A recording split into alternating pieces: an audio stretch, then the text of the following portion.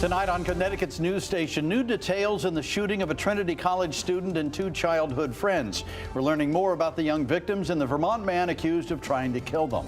Major new developments in the state proposal to eventually limit the sale of gas-powered vehicles. The governor is expected to make a big announcement, and we have the latest. With Thanksgiving in the rearview mirror, nonprofit organizations across the state are getting ready for Giving Tuesday, how it brings communities together for good. Now at 10, this is Fox 61, Connecticut's news station. We begin tonight on the weather. A major shot of cold looks like it could stay with us until the end of November. Thanks for joining us here at 10. I'm Brent Harden. And I'm Sarah Sanchez. By the time you wake up, a few areas could be below freezing.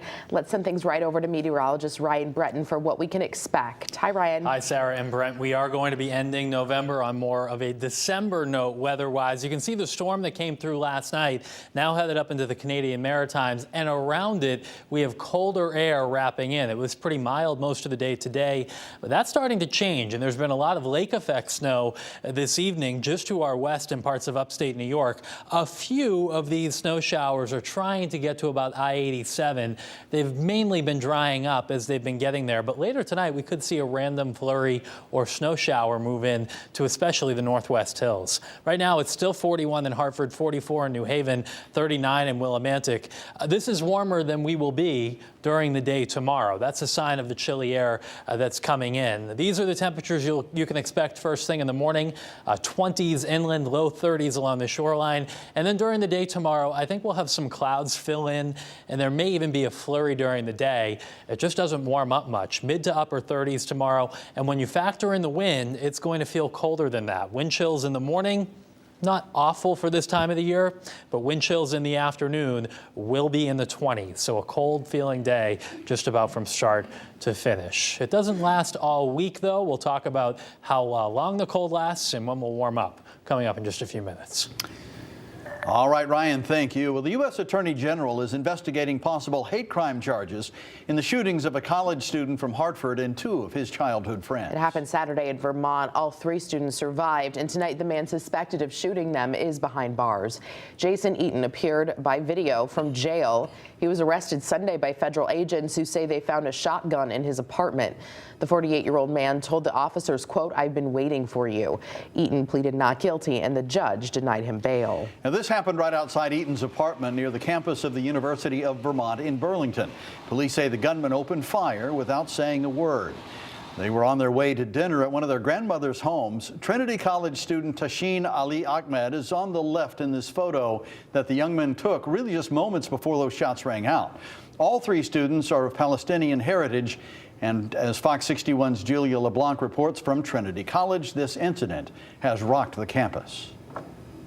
Well, police have not labeled this as a hate crime because it's too early in their investigation. They do say this was a hateful act, one this community, this college, is now grappling with. It's been a difficult moment for our campus community. Trinity College Chief of Staff Jason Rojas says school officials have been in touch with Tassin Ahmed, a junior at this school, every day since Saturday. Right now, he's in stable condition at a Vermont hospital as the college helps his family still in the West Bank. We've had faculty, staff, and students who have been present with Tassin up in Vermont as he recovers from what was a really terrible attack on humanity. Police say Tassin was one of 3 Palestinian students visiting Vermont for Thanksgiving, simply walking around the block when they were approached and shot by 48-year-old Jason Eaton from Burlington, Vermont. That these acts of hate are not welcome anywhere within our community.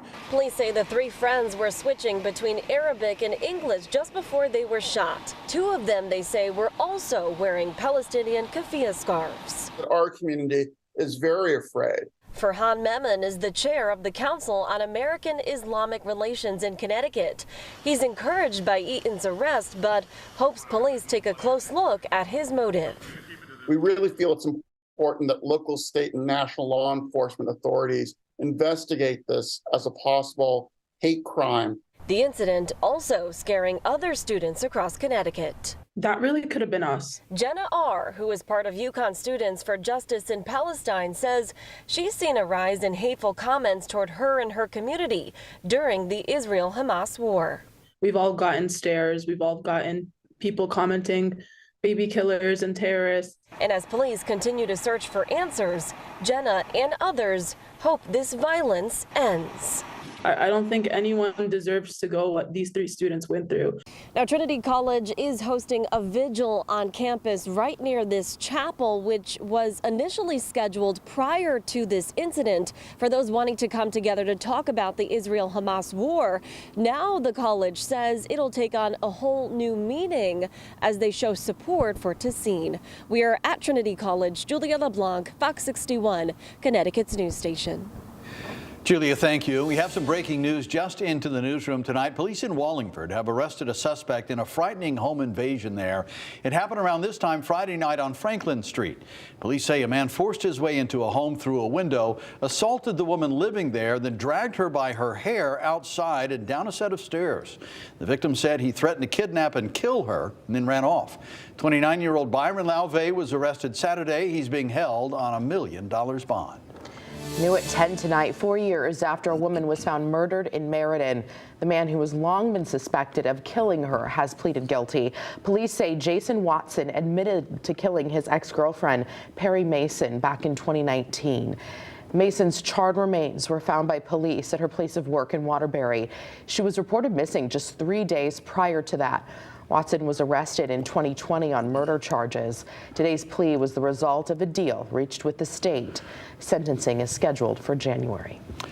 A man and 2 juveniles are behind bars tonight after police say they hit one of their cruisers while trying to flee in a stolen car. Police say the incident unfolded last night before 11 p.m.